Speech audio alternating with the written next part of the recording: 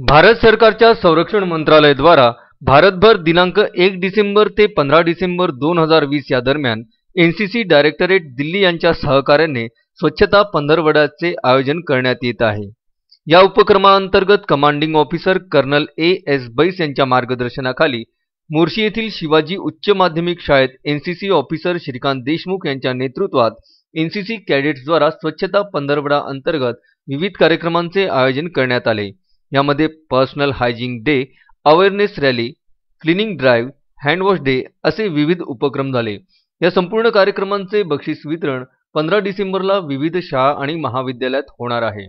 या उपक्रमात सार्जंट यशवर्धन मानकर, कापोरेल वेदांत उभाड, निधी जावरे, आदित्य सुळे, वेदांत ठाकरे, श्रावणी जाणे, गायत्री खासदार, वैष्णवी तापडिया, अनुष्का गारपवार यांच्यासह एनसीसी विभागाचे सर्व कॅडेट्स सहभागी झाले होते। संजय गारपवार सह दत्त राजिंगे, विदर्भ न्यूज, मोर्शी।